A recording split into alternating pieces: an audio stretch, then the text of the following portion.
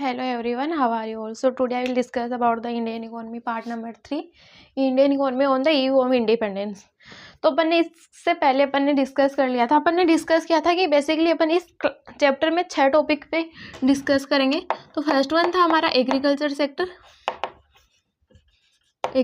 Sector and other one था हमारा second one था हमारा इंडस्ट्रियल सेक्टर। तो इन दोनों पे अपन ने डिस्कस कर लिया था पहले की क्लास में। तो आज अपन डिस्कस करेंगे third one is the occupational structure. तो आज की क्लास में अपन डिस्कस करेंगे ऑक्यूपेशनल स्ट्रक्चर। तो इससे पहले मैं आप लोगों को थोड़ा समझाती हूँ कि ये होता क्या है। तो यहाँ पे हमारा थर्ड वन क्या है, ऑक्यूपेशनल स्ट्रक्चर। ऑक्यूपेशनल स्ट्रक्चर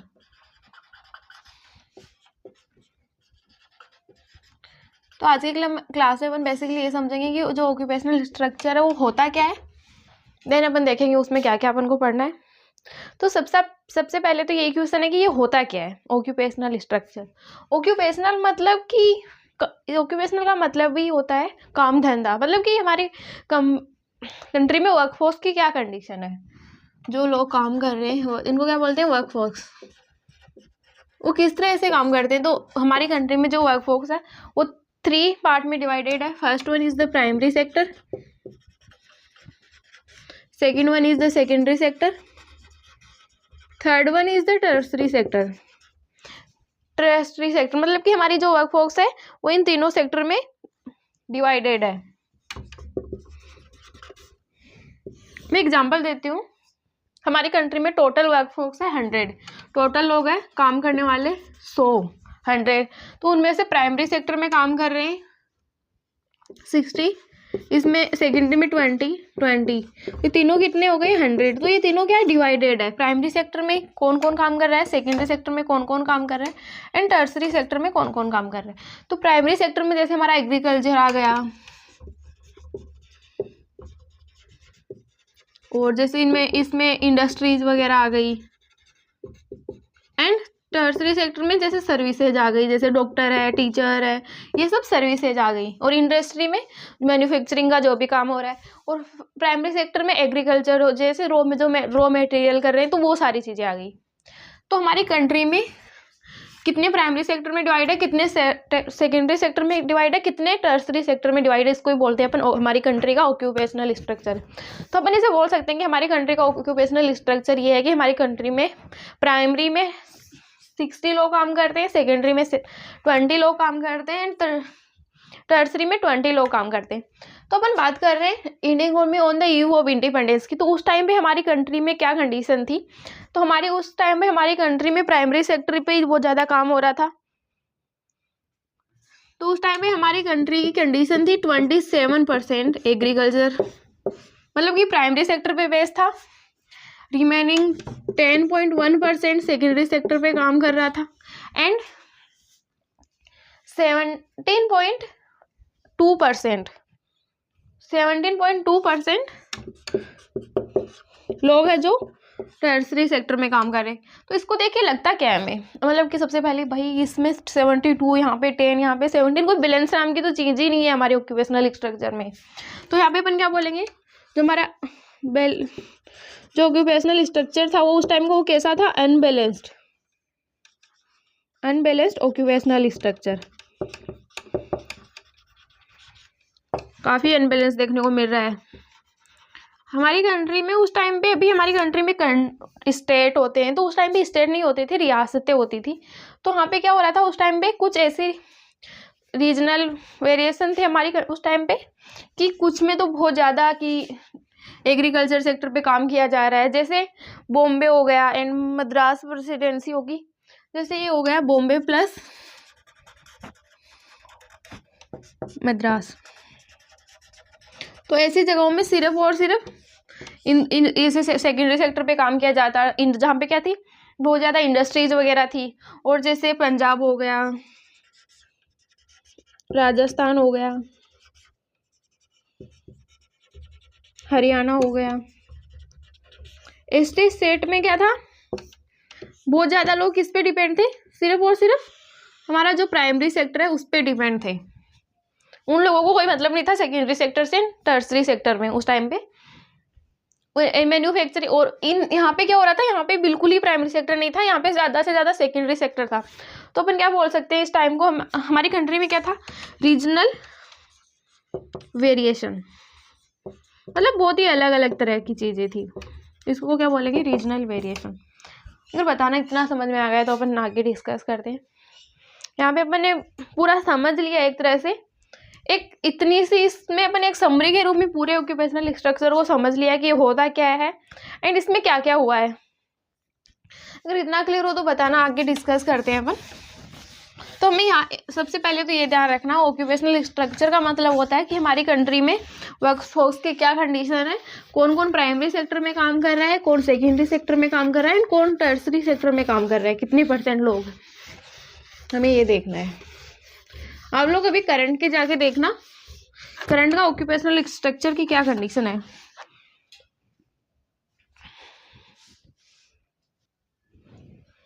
तो इसकी डेफिनेशन क्या हो गई, it refers to the distribution of, it refers to the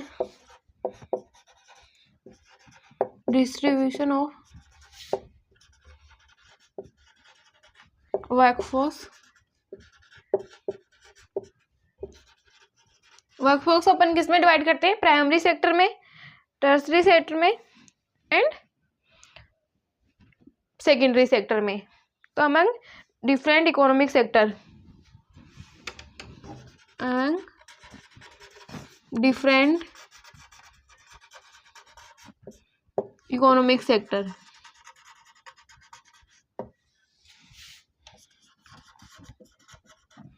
such as primary sector, primary, secondary and last one कौन सा है, टर्सरी सेक्टर। तो primary, secondary and tertiary sector.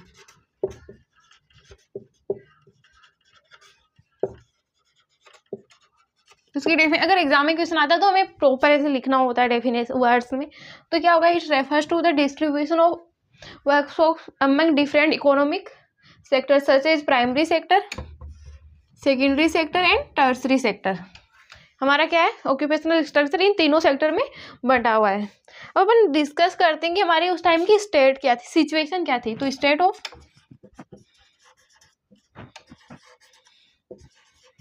Occupational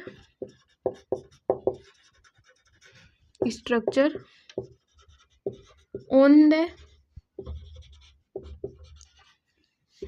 eve of independence.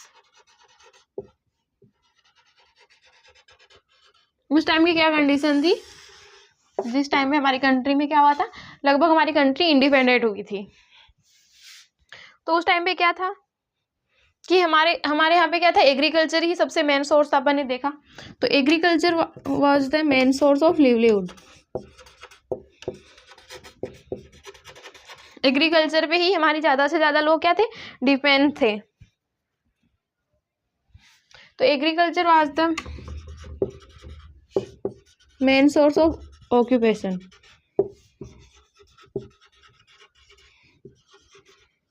काम करने के लिए सबसे ज़्यादा काम किस में हो रहा था, एग्रीकल्चर में हो रहा था। About 77%, about 72.7% engaged in agriculture sector.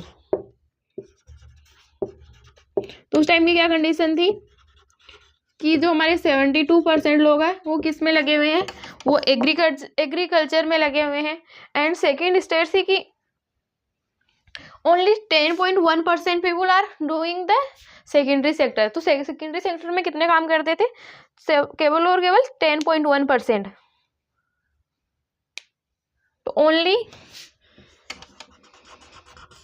10.1%, only for the 10.1% of the working population were engaged in working population engaged in manufacturing sector।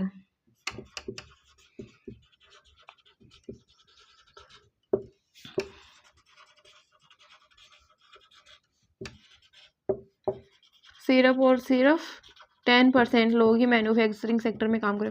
आप सोच सकते हो ना कितना बड़ा इनबैलेंस था। 3 सेक्टर है जिसमें सिर्फ एक सेक्टर पे 10% काम मेरे आ जा रहा है, ओनली फॉर द 10%। तो ये क्या शो कर रहा है, ये चीज is shows the backwardness of industrial sector. हमने पहले भी देखा जो हमारे इंडस्ट्रियल सेक्टर है उसकी क्या बहुत ही स्लो ग्रोथ है। तो it shows the backwardness of Indian industry.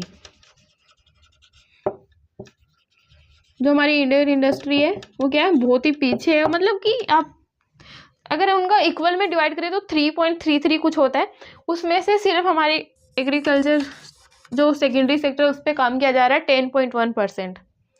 Third one आता है कि जो हमारा थर्ड सेक्टर था उसमें भी मतलब कि काफ़ी कम ही था, उसमें भी 17.1% लोग इंगेज थे। तो वो भी एक काफ़ी दिखा रहा है कि हमारा टर्सरी सेक्टर भी डेवलपमेंट नहीं था उस टाइम पे।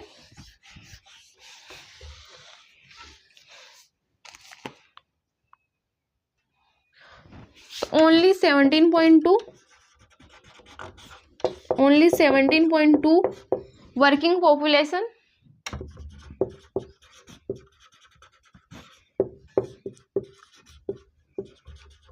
engaged in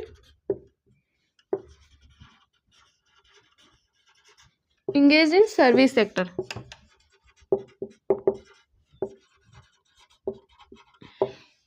केवल 17.2% लोग काम कर रहे हैं हमारी कंट्री में सर्विस सेक्टर में, 17.2। तो ये भी क्या दिखा रहा है, which is also shows the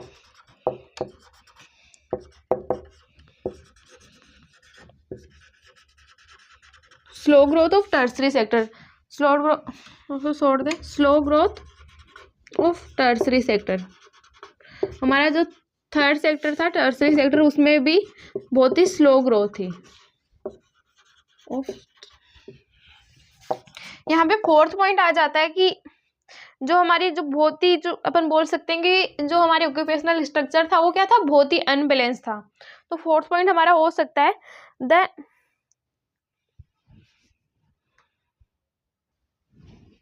तो अपन क्या बोल सकते हैं कि बहुत ही अनबैलेंस ग्रोथ थी। तो there was an unbalance growth of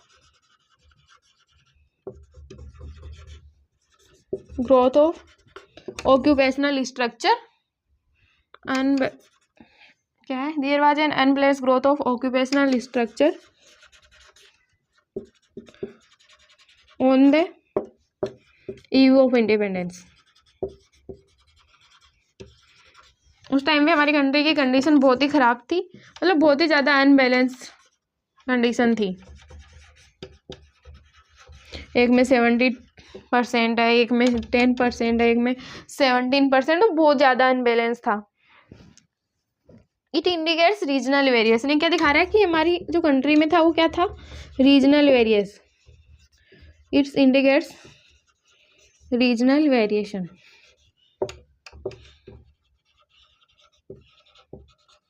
ये क्या बता रहा है, it indicates regional variation. Regional मतलब कि अलग अलग जगह पे अलग अलग काम हो रहे हैं। जैसे इसका एग्जाम्पल है, there was the rise in agriculture in Punjab, Rajasthan, Odisha. And जो सेकंड था हमारा सेकेंडरी सेक्टर, वो कहाँ पे काम कर रहा है, बट जो हमारा सेकेंडरी सेक्टर वो क्या कहाँ पे काम कर रहा था, बॉम्बे उनमें। तो यहाँ पे क्या हो रहा था, बट फॉल इन वहाँ पे तो यहाँ पे एग्रीकल्चर सेक्टर तो स्टेब्लिश ही नहीं हुआ था, but fall in A Bombay and Madras.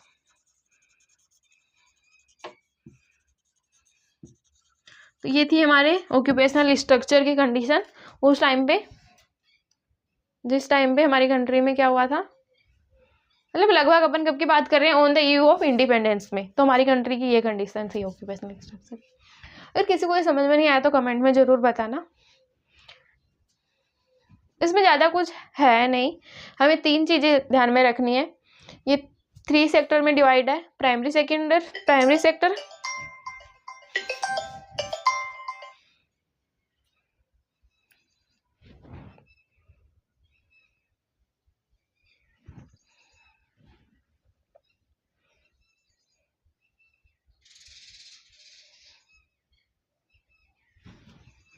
तो ये 3 सेक्टर में डिवाइड है, primary sector, secondary sector and tertiary sector.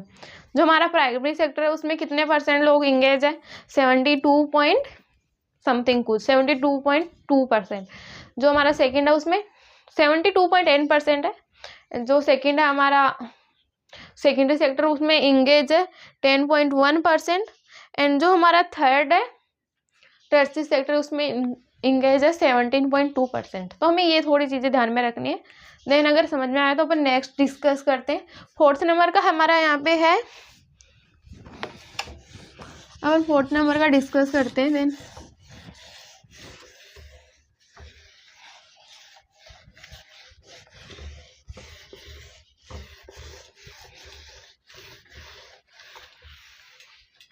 आप लोग कमेंट करके बताना 4th नंबर का कौन सा है।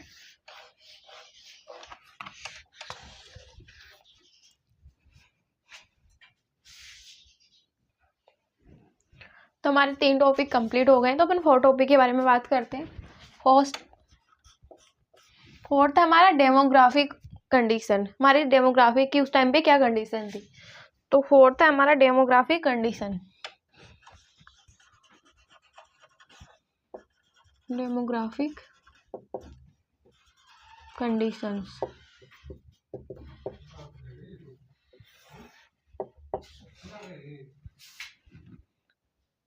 सो डेमोग्राफिक कंडीशन का मतलब होता है किसी कंट्री की उसकी पॉपुलेशन के बारे में स्टडी करना, मतलब कि किसी कंट्री की पॉपुलेशन प्रोफाइल के बारे में जानना, दैट मीन्स डेमोग्राफिक।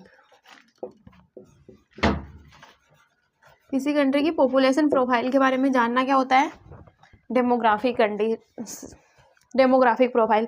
तो उस टाइम पे एक वर्ड है इन्फिनिट, जिसका मतलब है जिनकी एज क्या है 1 साल से कम है उनको कंसिडर किया जाता है इन्फिनिट।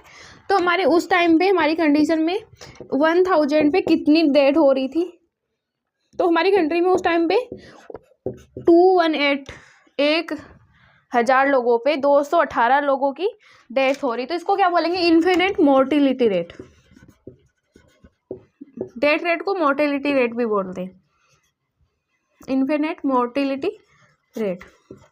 तो इन सब के बारे में जानना कि हमारी कंट्री में इन्फिनिट मोर्टिलिटी रेट क्या है, और जो अभी प्रेजेंट में 30 है, तो इसका मतलब क्या है उस टाइम पे 218 थी, मतलब कि उस कंट्री में ना तो हॉस्पिटल्स थे, तो मतलब कि ऐसी फैसिलिटीज़ नहीं हो रही थी जिनके कारण क्या जो हमारे जो नए नवजात शिशु है उनकी क्या हो रही थी, बहुत ज़्यादा संख्या में डेथ हो रही थी। देन उसके बाद में आया सेंसस 1881। पहला सेंसस कब हुआ था, 1881 में, ऑफिशियल सेंसस। और सेंसस कब होता है, एवरी 10 ईयर्स, हर 10 साल के बाद में होता है। तो जो हमारा सेंसस होता है उसमें बहुत सारी चीज़ों को कंसीडर किया जाता है, जैसे बर्थ, डेथ, इसमें सारी चीज़ों को कंसीडर किया लिया जाता है। इसका हिंदी में नाम होता है जनगणना, आपको सबको पता है अभी तो सेंसस क्या होती है, जो एवरी 10 ईयर्स होती है। तो वो कब आई थी, पहली 1881 ऑफिशियल सेंसस, एवरी 10 ईयर्स में आती है ये। फिर आई थी 1921 में जो सेंसस आई, उसमें बहुत बड़ा डिफरेंस देखने को मिला।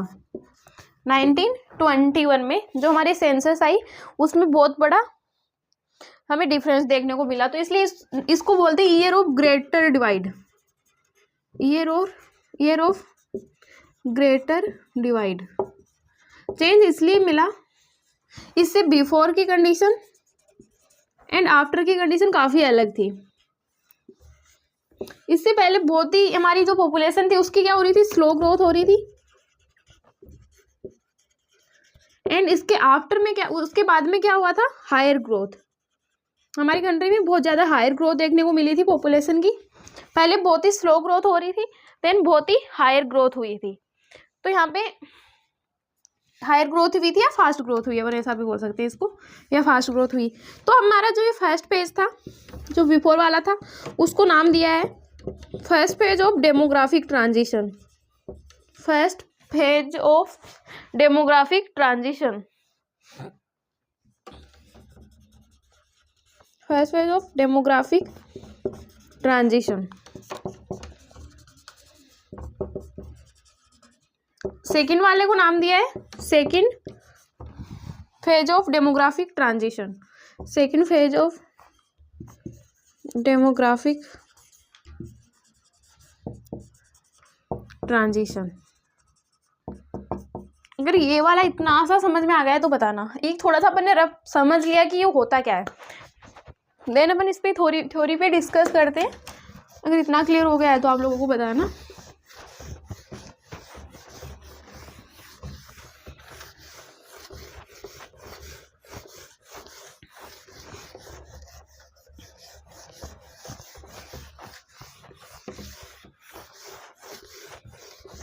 तो हमारे डेमोग्राफिक की कंडीशन क्या थी उस टाइम पे?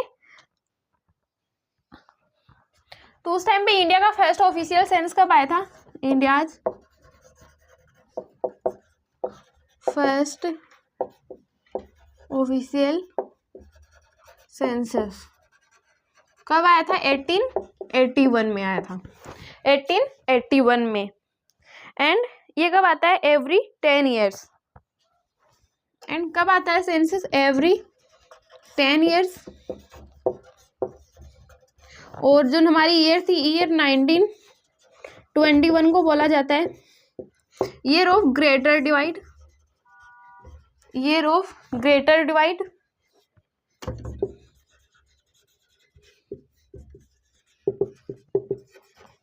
एंड इससे जो बिफोर वाले फेज था उसको बोला जाता है first phase of demographic transition. First phase of demographic transition.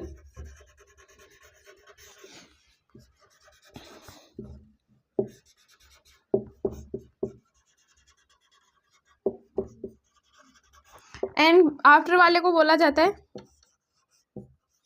Second phase of demographic transition.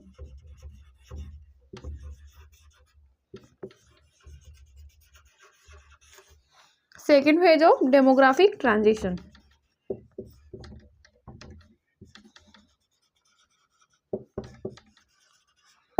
और बिफोर में क्या चेंज था? उस यहाँ पे बहुत ही स्लो ग्रोथ हो रही थी, स्लो ग्रोथ हो रही थी। और इसमें क्या था? बहुत हायर ग्रोथ हो रही थी, मतलब बहुत फास्ट ग्रोथ हो रही थी। बस अपने ये पॉइंट पढ़े अभी तक। ओके, अच्छे से क्लियर है? तो अब अपन डिस्कस करते हैं demographic condition on the eve of independence.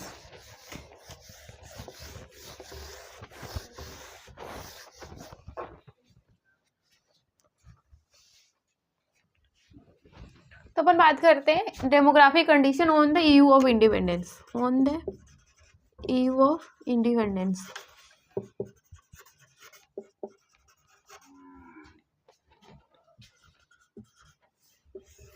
तो उस टाइम पे क्या हो रहा था? हाई बर्थ रेट हो रही थी एंड हाई डेथ रेट हो रही थी। तो there was a high birth rate, there was a high birth rate 48 and high death rate. जो डेथ रेट थी वो भी हाई थी।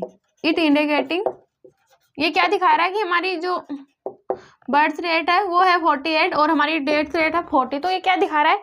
It indicating a very low survival rate, indicating a very low survival rate. इसका मतलब क्या है? जो हमारी सर्वाइवल रेट है वो काफ़ी कम है। अगर हमारी 48 बर्थ रेट है तो हमारी डेथ रेट भी कितनी है? 40 है। तो ओनली फॉर द 8 जो क्या है हमारी सर्वाइवल की रेट है। तो इंडिया वाज नियरली ए, तो इंडिया वाज नियरली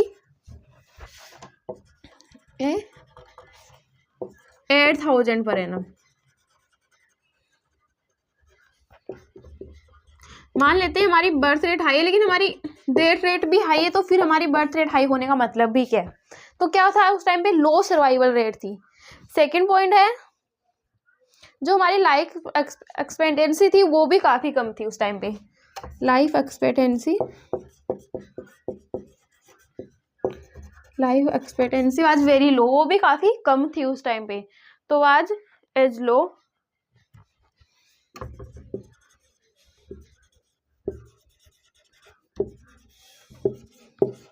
उस टाइम पे हमारी कंट्री की लाइफ एक्सपेक्टेंसी रेट थी वो भी थी 32 ईयर्स।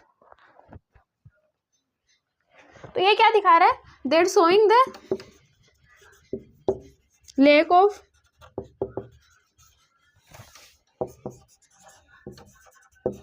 Health care facilities.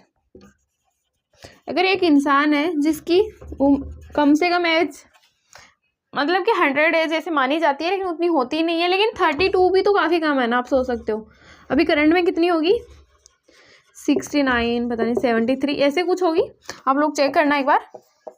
तो मतलब कि एक तो अपन 70 ले लेते हैं एक बार एवरेज, तो एक तो 70 एक 32, आप लोग देख सकते हो कितना डिफरेंस है। तो उस टाइम पे क्या थी, हमारी एज काफ़ी कम थी। उसका रीज़न क्या था कि हॉस्पिटल फैसिलिटी नहीं थी, हेल्थ केयर नहीं था, मतलब कि हॉस्पिटल वगैरह ही नहीं थे। अगर किसी को थोड़ा सा भी कुछ हो गया तो वो कहीं से मतलब कि अपना इलाज नहीं करा सकता है, तो उसको ऑब्वियसली जाना होता है।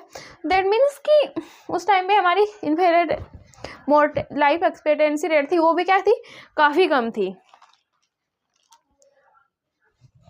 और उस टाइम पे हमारी कंट्री में लिटरेसी रेट भी काफ़ी कम थी। तो ये क्या दिखा रहा है, the literacy rate was low. Third point है the literacy rate was low. हमारी कंट्री में क्या था, जो लिटरेसी रेट है वो भी क्या थी, काफ़ी कम थी। द लिटरेसी रेट वाज लो, वो कितनी थी, एज 16%। कितनी थी, सिर्फ और सिर्फ 16% थी। आप समझते हो सकते हो 100 लोगों में से 16 लोग ही क्या है, पढ़े लिखे हैं। तो कितनी थी, 16, विच reflects the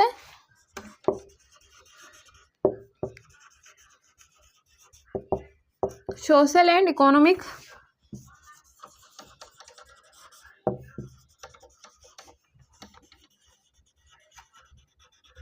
which reflects social and economic backwardness of the country।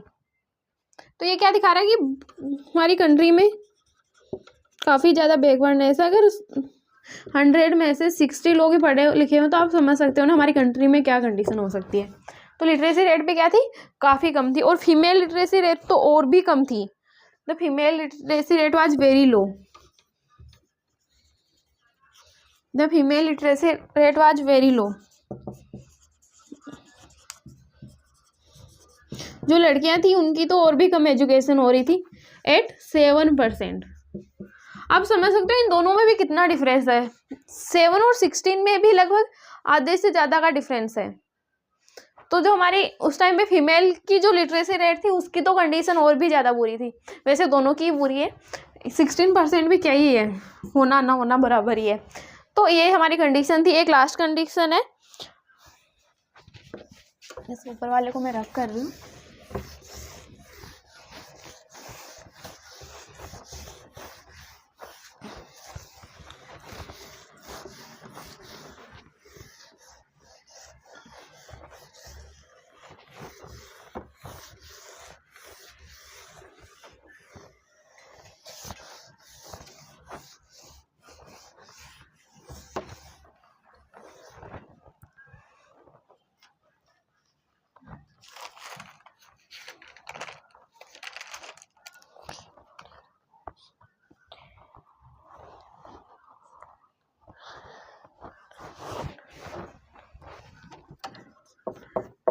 Remnant poverty has very low. Power उस टाइम पे हमारे कंट्री में क्या थे, पॉवर्टी भी बहुत ज़्यादा थी। Has also lowering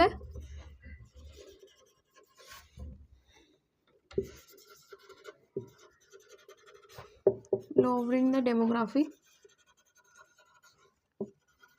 country. तो हमारी कंट्री में उस टाइम पे क्या था, गरीबी भी बहुत ज़्यादा थी। अगर लोग पढ़े लिखे नहीं हैं, उनके पास इंडस्ट्रीज भी नहीं है, तो वो ओबियसली गरीबी तो होगी ना। तो अगर बताना अगर डेमोग्राफी कंडीशन क्लियर हो तो अपन नेक्स्ट टॉपिक डिस्कस करें। यहाँ तक हमारे 4 हो गए हैं, अभी रिमेनिंग हमारे पास सिर्फ और सिर्फ 2 ही टॉपिक रहे हैं इस चैप्टर में। तो आज की क्लास में अपन कंप्लीट कर लेंगे। हमारा आज की क्लास में चैप्टर नंबर 1 कंप्लीट हो जाएगा। तो चलो एक बार समरी करते हैं। अपन ने इसमें पढ़ा क्या था। इसमें अपन ने पढ़ते हैं किसी कंट्री की पॉपुलेशन प्रोफाइल के बारे में, कितने लोग पढ़े लिखे हैं, कितने लोग लिटरेट है, कितने लोग इलिटरेट हैं। देन और क्या क्या पढ़ते हैं अपन, इन्फिनिट मोर्टिलिटी के बारे में पढ़ते हैं एंड लाइफ एक्सपेक्टेंसी के बारे में पढ़ते हैं। तो इसमें हमें ये सब चीज़ें ध्यान में रखनी है। अगर ये वाला क्लियर हो तो बताना, अपन नेक्स्ट टॉपिक डिस्कस करते हैं। नेक्स्ट है हमारा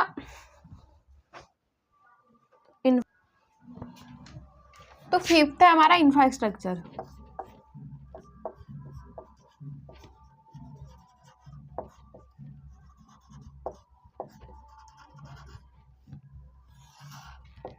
इंफ्रास्ट्रक्चर का मतलब होता है, पहले तो इंफ्रा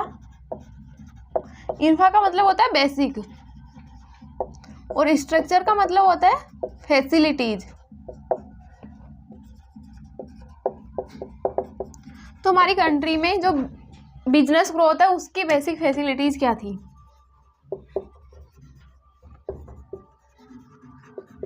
तो उन्होंने क्या किया था, ब्रिटिश गवर्नमेंट ने थोड़ी बहुत फैसिलिटीज अपने काम के लिए, उन्होंने सेल्फ इंटरेस्ट के लिए क्या की थी, इस्टेब्लिश की थी। जैसे इसका एग्जाम्पल हो गया, उन्होंने क्या किया था 1850 में, क्या किया था, रेलवे को इंट्रोड्यूस किया था।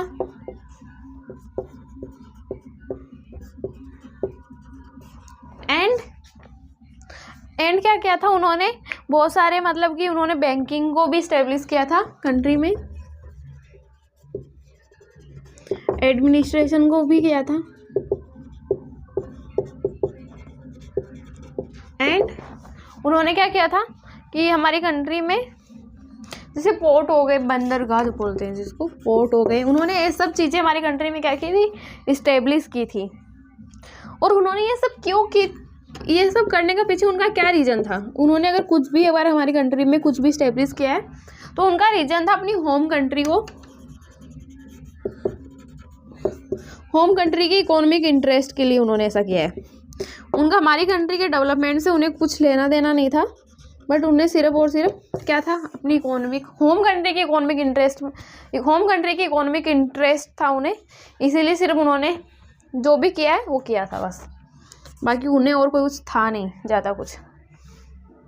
तो अपन पढ़ते हैं, इसकी थोड़ी कंडीशन पढ़ते हैं। अगर आपको ये बेसिक से समझ में आ जाए ना थोड़ा सा, तो ये क्या थोड़ा थ्योरी सब्जेक्ट है,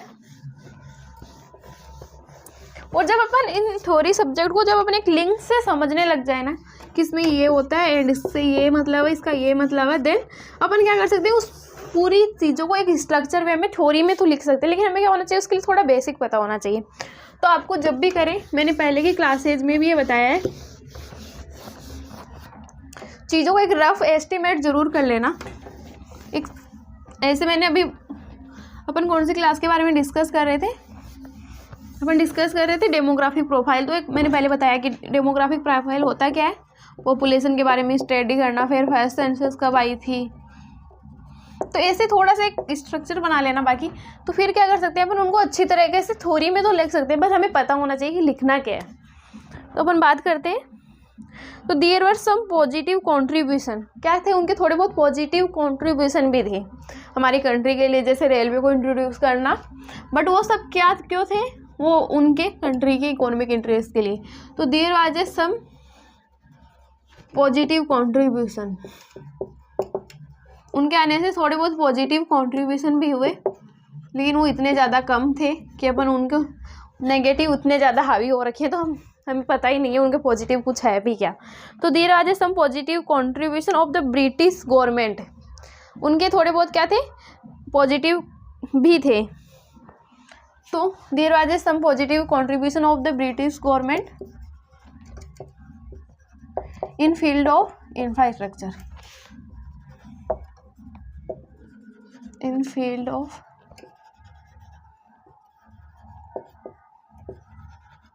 तो जो हमारा इंफ्रास्ट्रक्चर था उसमें थोड़े बहुत उनके पॉजिटिव कंट्रीब्यूशन भी है।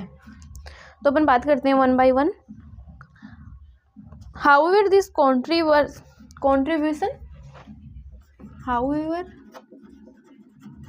contribution जो इनके कंट्रीब्यूशन थे हमारी कंट्री के डेवलपमेंट के लिए नहीं थे। तो however this contribution not to development were not international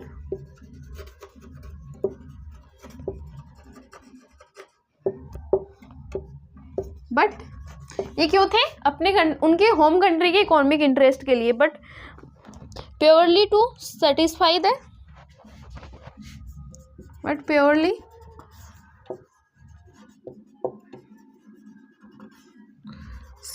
the home country के इकोनॉमिक इंटरेस्ट के लिए। तो satisfy the economic interest of their own country.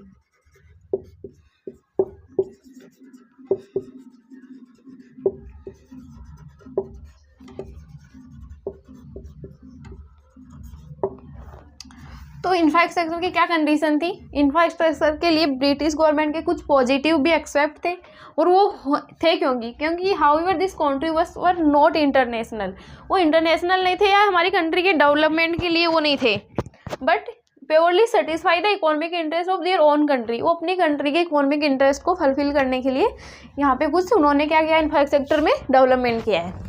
तो अपन बात करते हैं वन बाय वन, उन्होंने क्या क्या किया था। तो प्रोवाइडेड ट्रांसपोर्ट फैसिलिटीज, उन्होंने क्या किया था, ट्रांसपोर्ट फैसिलिटीज प्रोवाइड की थी।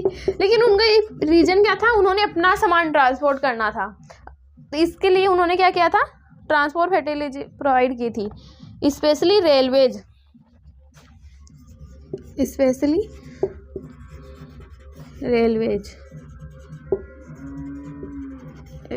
इन इंट्रोड्यूस 1850। स्पेशली उन्होंने क्या किया था, रेलवे को इंट्रोड्यूस किया था हमारी कंट्री में ट्रांसपोर्ट फैसिलिटी के लिए इन 1850।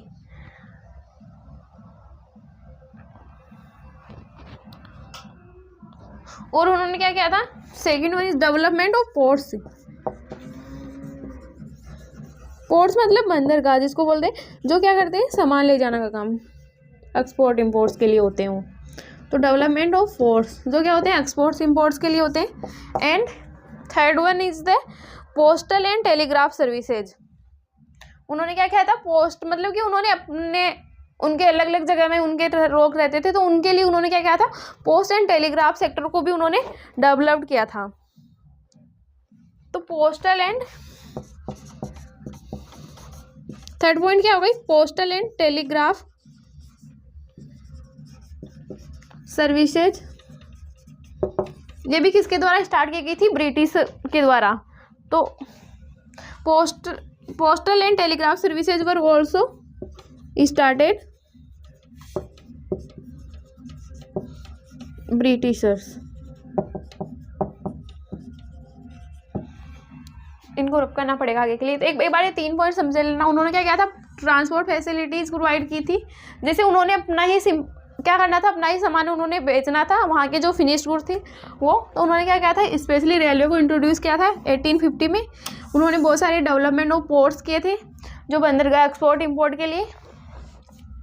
Postal and telegraph services were also started Britishers. उन्होंने पोस्ट एंड टेलीग्राफ सर्विस को एक तरह से क्या है, चिट्ठी भेजने का, एक तरह से आप समझते हो ना चिट्ठी मतलब क्या होता है। तो उनके लिए उन्होंने क्या किया था, स्टार्ट किया था।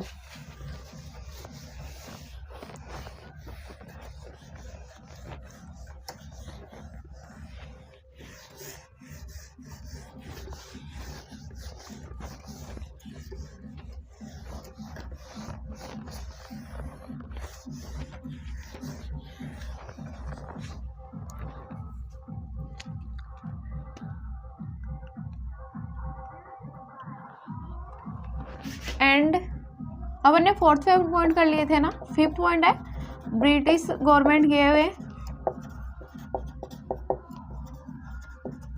और क्या दिया था उन्होंने, एडमिनिस्ट्रेशन को हमारी कंट्री में वो लेके आए थे, gave a strong and efficient administrative staff, ये वे स्ट्रॉन्ग एंड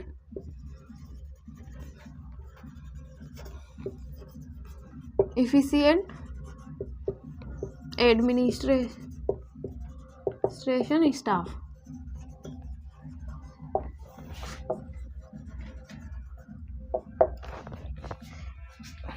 एडमिनिस्ट्रेशन सेटअप, ऐसा भी बोल सकते हैं, administration staff and setup. Administration मतलब क्या होता है, अगर आपके घर में भी, जैसे मैं एग्जांपल ले लेती हूँ, आपके घर के सारे डिसीजन कौन लेता है, जैसे आपके घर में आपके पापा लेते होंगे या फिर आपके ग्रैंडपा लेते होंगे, तो उसको क्या बोलते हैं, वो क्या हमारे घर की मेन। तो ऐसे ही मतलब कि हर जगह, जैसे कहीं भी कॉलेज यूनिवर्सिटी हो गई, उनमें भी एक एडमिन ब्लॉक होता है। वहाँ पे क्या होता है, हमारी एग्ज़ाम कब होगी, हमारा रिजल्ट कब आएगा, हमारी क्लासेज कब होगी, तो ये सारे डिसीजन कहाँ पे लिए जाते हैं, एडमिन ब्लॉक में। ये हमारा एडमिन ब्लॉक है। तो ऐसे ही एडमिन मतलब कि पूरी चीज़ों को संभालना, मैनेजमेंट करना। तो उन्होंने उनके लिए भी क्या किया था, एक अच्छा सेटअप किया था हमारी कंट्री में। And last point is the evaluation of banking and monetary system. हमारी कंट्री में जो बैंकिंग एंड मॉनिटरी सिस्टम है वो भी ब्रिटिश गवर्नमेंट है, वही लेके आई थी। तो evaluation of banking and monetary system,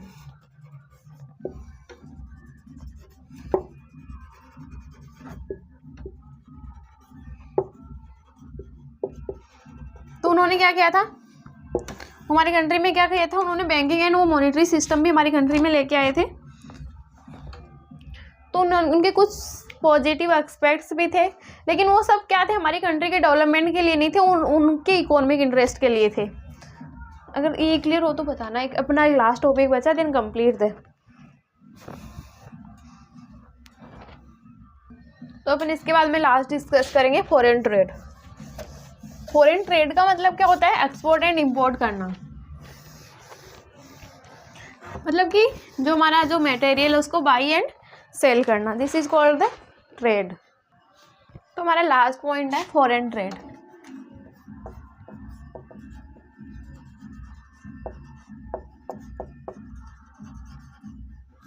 trade का मतलब क्या होता है, एक्सपोर्ट करना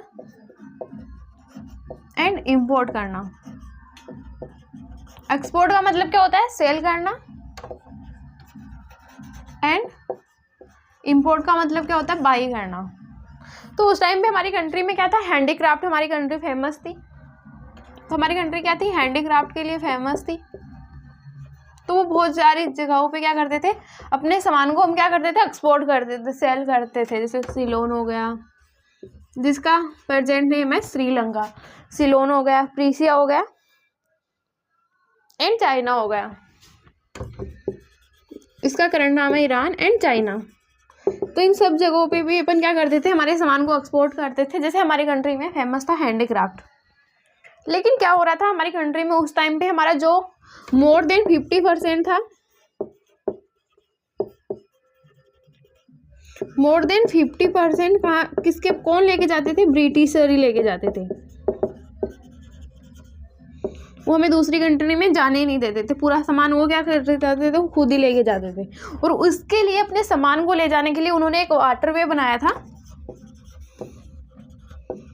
वाटरवे जो कहाँ से था, इंडिया से ब्रिटेन के बीच में। तो ब्रिटेन से इंडिया के बीच में उन्होंने क्या किया था, वाटरवे बनाया था, ब्रिटेन से इंडिया के बीच में।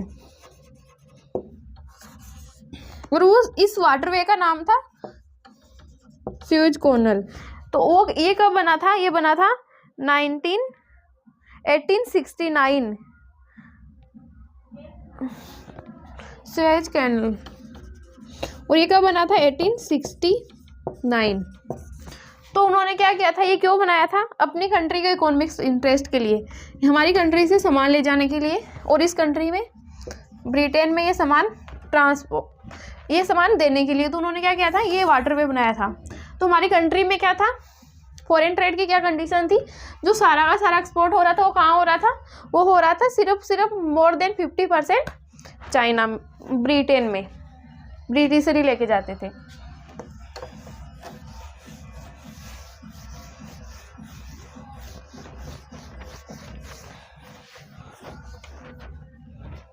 तो क्या हो रहा था, द ओपनिंग ऑफ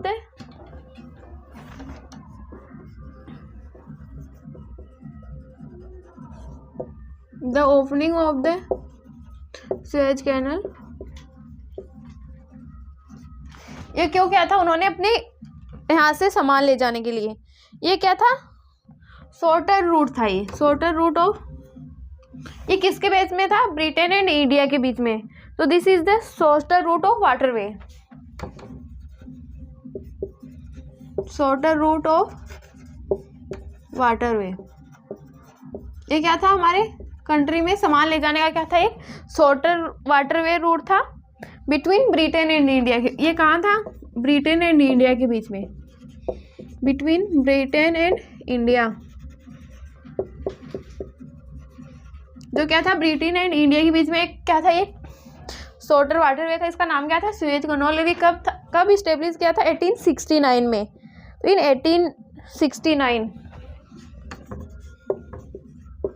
1869 में ये हमारी कंट्री में बनाया गया था waterway. 1860 gave easy access to Indian market, gave easy access to Indian market. ये क्या रहा था हमारी कंट्री के लिए, एक इजी वे था एक्सपोर्ट एंड इंपोर्ट का ब्रिटेन एंड इंडिया के बीच में टू द इंडियन मार्केट। तो टू ब्रिटिशर्स एंड, तो क्या हो रहा था उस टाइम पे, to britishers also reduced their cost of transportation, अगर वो इस शॉर्ट वे से लेके जाते हैं तो उनकी ट्रांसपोर्टेशन, उसका ट्रांसपोर्ट का खर्चा बचेगा। इसके लिए उन्होंने क्या किया था, ये भी इस्टेब्लिश किया था। ये भी आपको थोड़ा ध्यान रखना है, अगर एमसीक्यूज में है कि ये इस्टेब्लिश कब हुआ था, तो इस्टेब्लिश हुआ था 1869। इसका नाम क्या था, तो हमें ये भी ध्यान रखना है। और ये क्यों बनाया था, ये एक शॉर्टर वे था, और इसके कारण क्या था, जो ब्रिटिशियन थे उनकी क्या थी, कॉस्ट ऑफ ट्रांजेक्शन भी क्या हो गई, ट्रांसपोर्टेशन क्या हो गई थी, रिड्यूस हो गई थी। तो अपन इसमें बेसिकली पढ़ेंगे फॉरेन ट्रेड में। First one is the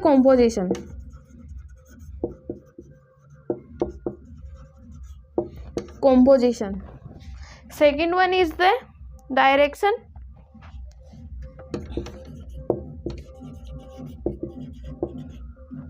trade surplus.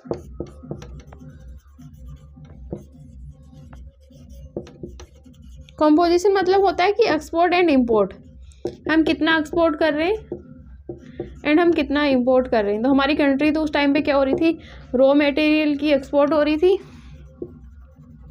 और जो ब्रिटेन वाले हैं वो क्या कर रहे थे, हमें फिनिश्ड गुड सेल कर रहे थे। तो फिनिश्ड गुड की क्या हो रही थी, इंपोर्टर हो रही थी। डायरेक्शन मतलब कि दिशा, एक तरह से डायरेक्शन का मतलब क्या हो रहा है, दिशा।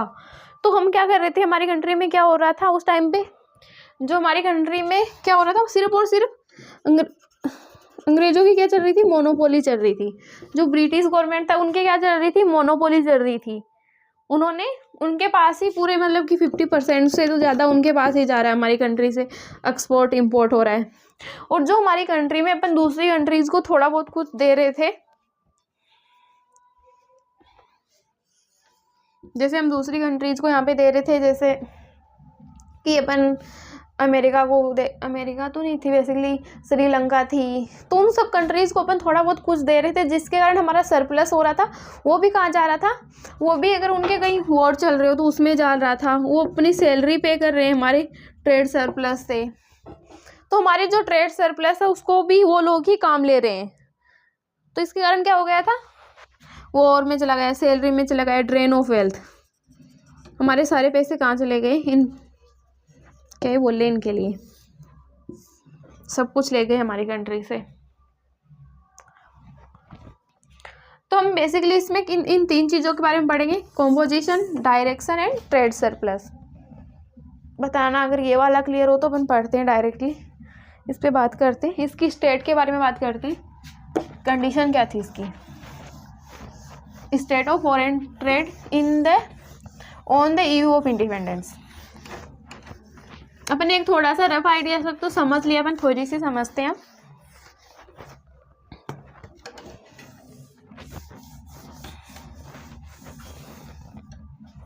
तो state of foreign trade on the eve of independence, on the eve of independence.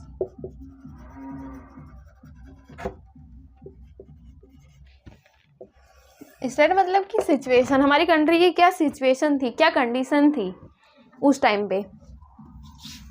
State of foreign trade on the eve of independence. तो इसमें अपन बात करते हैं वन बाय वन। तो क्या स्टेट्स थी उस टाइम पे हमारी कंट्री में। द कंपोजिशन, फर्स्ट क्या था, the composition of foreign trade, the composition of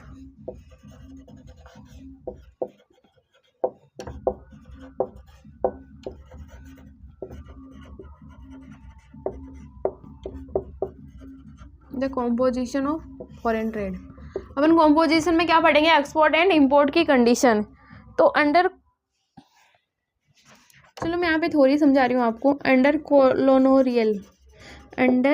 colonial rule become, क्या हो रहा था उस टाइम पे कि हमारे जो एक्सपोर्ट्स है वो क्या हो रहे थे, वो किसके हो रहे थे, प्राइमरी प्रोडक्ट्स के हो रहे थे। तो become an exporter of primary goods. जो हमारे प्राइमरी प्रोडक्ट्स थे उनके क्या हो रहे थे, एक्सपोर्ट हो रहे। तो ऑन ओ प्राइमरी प्रोडक्ट्स, जिसमें आ गए सच एज रॉ सिल्क,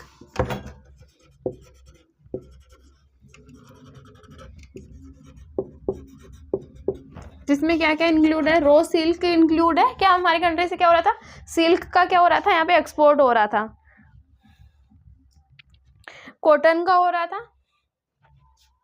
अगर हम कॉटन का एक्सपोर्ट करते हैं तो हमें क्या मिल के आती है, वूल। शुगर का अपन क्या कर रहे थे, यहाँ पे एक्सपोर्ट कर रहे थे। तो शुगर हो गई और इंडिगो हो गई।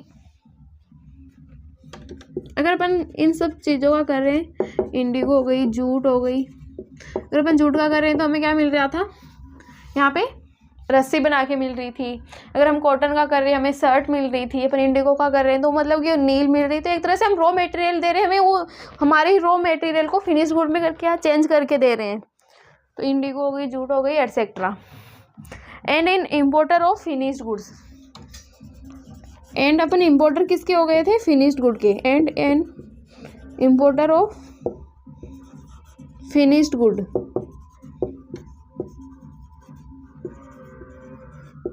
हम इम्पोर्टर किसके हो गए थे, फिनिश्ड गुड के हो गए थे। Like cotton silk and wool cloth, like silk, cotton and wool cloth. हमने जो यहाँ पे जो दिया है हमें उसी की चीज़ें मिल रही है, उन्होंने कुछ नया नहीं किया। हमारी चीज़ें हमसे कम पैसों में लेके हमें ज़्यादा पैसे में क्या कर रहे हो, एक तरह से सेल कर रहे हैं हमें हमारी चीज़ ले जाके। And capital goods, and capital goods, और क्या कर रहे हैं वो हमारी कंट्री में हमें कैपिटल गुड्स भी प्रोवाइड कर रहे हैं। अपन ने देखा ना, हमें हमारी कंट्री में तो उन्होंने कैपिटल गुड्स के लिए कोई इंडस्ट्री इस्टेब्लिश नहीं की, उन्होंने सिर्फ और सिर्फ कंज्यूमर गुड्स के लिए की है। तो कैपिटल गुड्स जैसे इसमें हो गया light machinery product in the factories of Britain, like light machinery, ये सब चीज़ें क्या की उन्होंने प्रोवाइड की है। मशीनरी वगैरह हमें हमारी कंट्री में प्रोवाइड की है, machinery product in the factories of Britain, in the factories of Britain.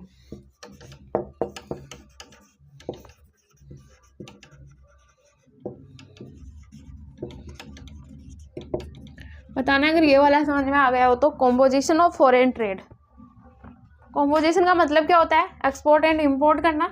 तो वो हमारी कंट्री से क्या लेके जाते थे, under colonial rule become an exporter of primary sector. हम क्या कर रहे थे, क्या एक्सपोर्ट कर रहे थे, प्राइमरी सेक्टर, जैसे raw silk, cotton, wool, sugar, indigo, jute etcetera.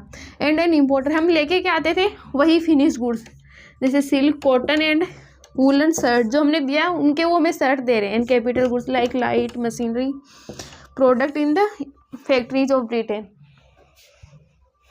अगर ये क्लियर हो तो बताना। अपन नेक्स्ट टॉपिक डिस्कस करते हैं। नेक्स्ट है हमारा the direction of foreign trade. हमारे ट्रेड के डायरेक्शन क्या थे, तो हमारा डायरेक्शन तो क्या था, मोर देन 50% तो क्या हो रहा था, ब्रिटेन वाले ही हमारी कंट्री से लेके जा रहे थे।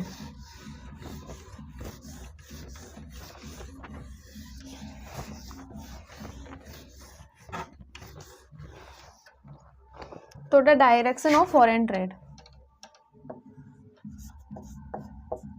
द डायरेक्शन ऑफ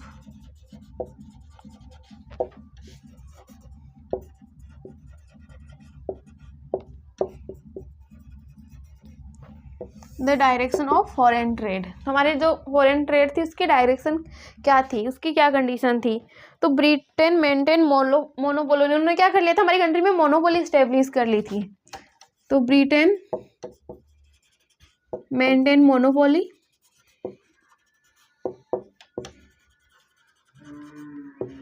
उन्होंने एक तरह से सिंगल पावर हमारी कंट्री में स्टेब्लिश कर ली थी। तो Britain maintain monopoly control over India's export and imports, control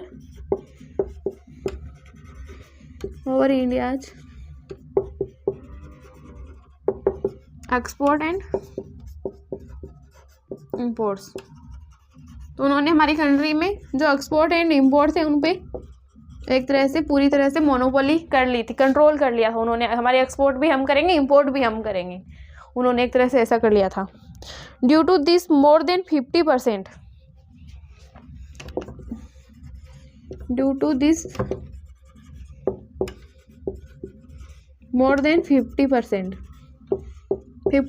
से ज़्यादा तो वो खुद ही हमारी कंट्री से क्या करेंगे, लेके जाएंगे। तो मोर than 50% of India's foreign trade, of India's foreign trade उन्होंने क्या कर दिया था, रिस्ट्रिक्टेड कर दिया एक तरह से। तो फॉरेन ट्रेड रिस्ट्रिक्टेड कर दिया था उन्होंने, restricted to Britain and the restricted to the Britain and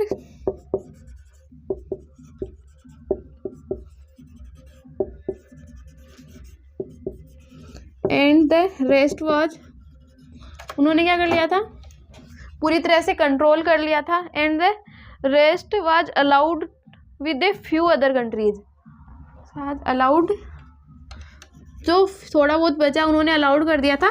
rest was allowed a few other countries, थोड़ी बहुत कंट्री के लिए उन्होंने क्या किया था, हमारी कंट्री से एक्सपोर्ट को अलाउड किया था। फ्यू अदर कंट्रीज जिसमें कौन कौन सी आती है, जैसे लाइक सीलोन हो गया, ये सब थोड़ी बहुत। तो लाइक चाइना,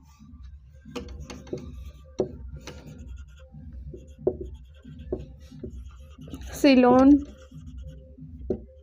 जिसका अभी क्या नाम है, श्रीलंका, सीलोन एंड प्रीसिया एंड पर्सिया, जिसका क्या नाम है अभी, ईरान। तो बताना इस सेकंड वाला टॉपिक किसी को समझ में आया क्या।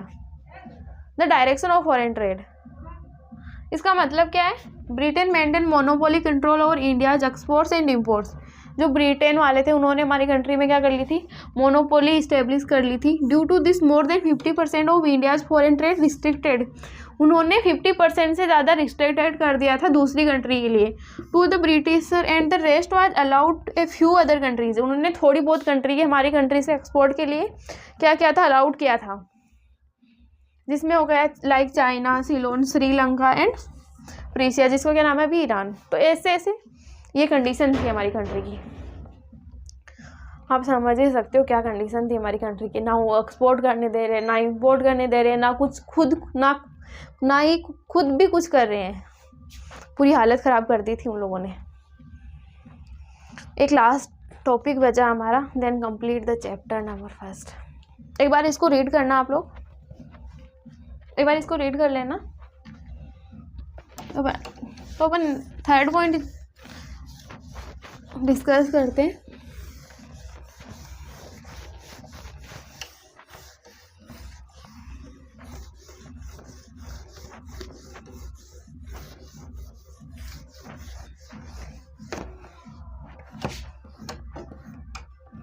थर्ड पॉइंट है the drain of India's wealth. ये 6 पॉइंट था ना, क्लैरिफाई करना मेरे को। The drain of India's wealth,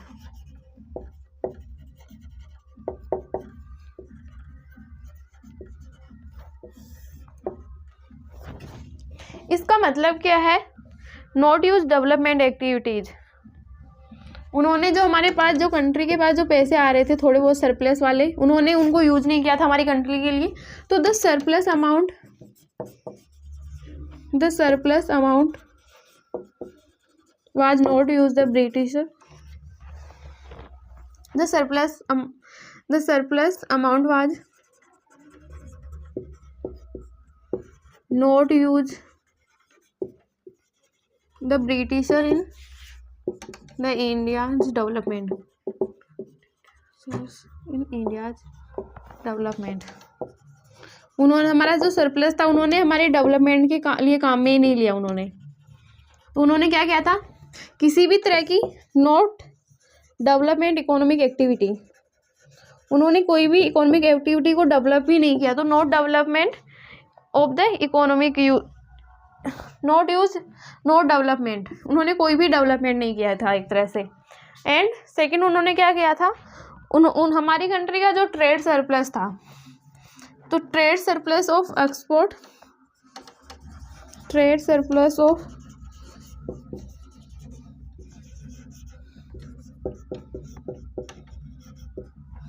export of India was used in Britishers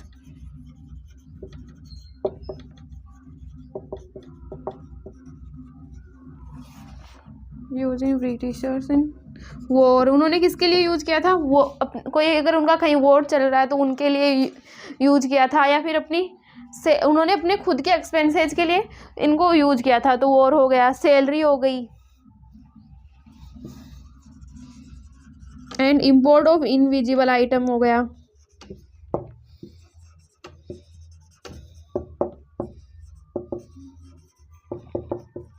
import of invisible में आइटम्स में क्या आ जाता है? जैसे सर्विसेज हो गई। इनविजिबल मतलब जो देख नहीं सकते, तो इसमें क्या आ जाती है? सर्विसेज हो गई, इनविजिबल आइटम्स।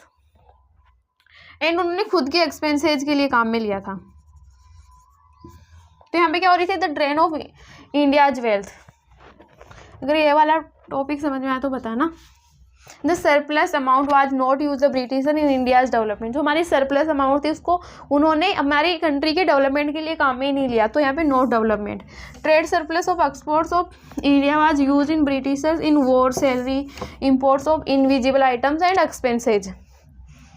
उन्होंने अपने ही काम के लिए सब कुछ यूज में लिया है हमारी कंट्री का। चलो अगर इतना क्लियर हो तो बताना। अब हम थोड़ा सा समरी डिस्कस करते हैं। ये चैप्टर हमारा कंप्लीट हो गया है।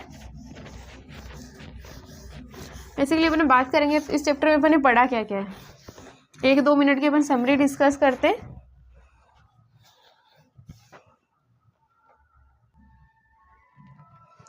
तो अपन समरी थोड़ा सा डिस्कस करते हैं।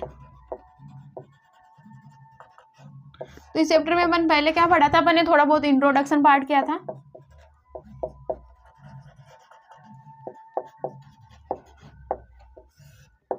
एंड अपन ने क्या डिस्कस किया था इस क्लास में कि हमारी इंडिया की कंडीशन क्या थी हमारी कंट्री में before the eve of independence. तो बिफोर द इंडियाज कंडीशन, हमारी कंट्री क्या थी? इंडिपेंडेंट थी। ये सब चीजें अपन ने पढ़ी। तो India's condition before the eve of independence, before the advent of, उनके आने से पहले। तो before the advent of the British government British के आने से पहले कैसा था? तो before the advent of Britishers, British rule, उनके आने से पहले हमारी कंडीशन क्या थी? हमारी कंट्री इंडिपेंडेंट इकोनॉमी थी, हमारी कंट्री में बहुत ज़्यादा क्या हो रहा था, मतलब कि एग्रीकल्चर पे डिपेंड थी। और क्या कंडीशन थी हमारी कंट्री में? मतलब एग्रीकल्चर क्या था? मेन सोर्स था। एंड किस चीज़ का? जो फार्मर्स होते हैं कॉटन का, इन सब चीज़ों का ज़्यादा से ज़्यादा क्या करते थे? प्रोडक्शन करते थे। फिर अपन ने क्या पढ़ा था इस चैप्टर में? अपन ने पढ़ा था main focus of the chapter. हमारा टॉपिक था main focus of the chapter. इसमें अपन ने क्या क्या 6 चीज़ों के ऊपर डिस्कस किया है।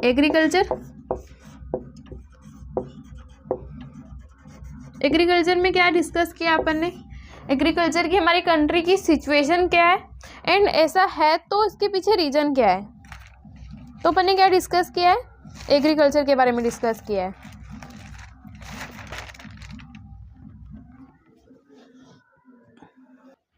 तो अपन ने क्या डिस्कस किया था? एग्रीकल्चर सेक्टर की सिचुएशन के बारे में डिस्कस किया था अपन ने, एंड एग्रीकल्चर सेक्टर के कॉजेज के बारे में डिस्कस किया था। सेकंड अपन ने कौन सा टॉपिक डिस्कस किया था? इंफ्रास्ट्रक्चर।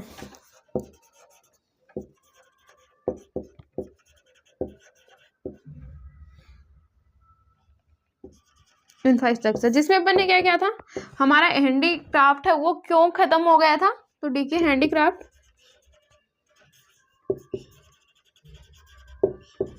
एंड अपन ने क्या पढ़ा था? जो मॉडर्न इंडस्ट्री ग्रोथ है वो किस तरह से हो रही है। मॉडर्न इंडस्ट्री ग्रोथ, जो हमारा इंफ्रास्ट्रक्चर है उसमें जो इंडस्ट्री ग्रोथ है वो किस तरह से हो रही है। तो मॉडर्न इंडस्ट्री। थर्ड अपन ने पढ़ा था यहाँ पे, थर्ड पॉइंट था हमारा इंडस्ट्रियल सेक्टर के बाद में हमारा थर्ड था, ये कौन सा था हमारा? Industrial sector, sorry industrial sector, industrial structure लिख रही हूँ मैं। थर्ड था हमारा ऑक्यूपेशनल स्ट्रक्चर, ऑक्यूपेशनल स्ट्रक्चर जिसमें अपन ने क्या पढ़ा था? हमारी कंट्री की पॉपुलेशन प्रोफाइल, हमारी कंट्री की पॉपुलेशन प्रोफाइल क्या है, एंड अपन ने क्या पढ़ा था? सेंसस कब आया था, एंड हमारी कंट्री की कंडीशन कैसी है। अपन ने ये सब चीज़ें पढ़ी थी। एंड ऑक्यूपेशनल स्ट्रक्चर के बाद में अपन ने क्या पढ़ा था? Demographic profile. ओहो, इसमें तो अपन ने क्या पढ़ा था? ऑक्यूपेशनल में प्राइमरी सेक्टर के बारे में, सेकेंडरी सेक्टर के बारे में, एंड टर्सरी सेक्टर के बारे में। फिर आता है डेमोग्राफिक, इसमें अपन ने पढ़ा था पॉपुलेशन प्रोफाइल के बारे में एंड सेंसस के बारे में। फिर 5th नंबर पे आता है इंफ्रास्ट्रक्चर। तो उनके क्या थे? सम पॉजिटिव एस्पेक्ट भी थे। तो उन्होंने क्या किया था? थोड़ी बहुत चीजें डेवलपमेंट भी की थी। तो सम पॉजिटिव डेवलपमेंट। फिर लास्ट आता है फॉरेन ट्रेड, जिसमें क्या था? Export and import. In 6 point के बारे में आप लोगों को अच्छे से पढ़ना है। देन इससे ज़्यादा कुछ नहीं है इस चैप्टर में, इन 6 टॉपिक्स के बारे में पढ़ना है एंड थोड़ा सा इंट्रोडक्शन पार्ट के बारे में पढ़ना है। इससे ज़्यादा इसमें कुछ है नहीं वैसे। अगर इतना क्लियर हो तो, अगर ये चैप्टर क्लियर हो तो बताना। अगर कोई भी इस चैप्टर से कोई डाउट हो तो कमेंट में ज़रूर बताना, और ज़्यादा से ज़्यादा प्रैक्टिस करना क्वेश्चन की। Then you are easy to, आप क्या करोगे? अब एग्ज़ाम में अच्छे से क्या कर सकते हो? क्वेश्चन को देन कर सकते हो। पहले आपको थोड़ा ट्राई करना है, फिर अब आप अच्छे से एग्ज़ाम में क्वेश्चन को कर सकते हो। तो ट्राई टू मोर क्वेश्चन। बस आज की क्लास में अपन इतना ही डिस्कस करते हैं, बाकी नेक्स्ट क्लास में नेक्स्ट चैप्टर डिस्कस करते हैं। Thank you.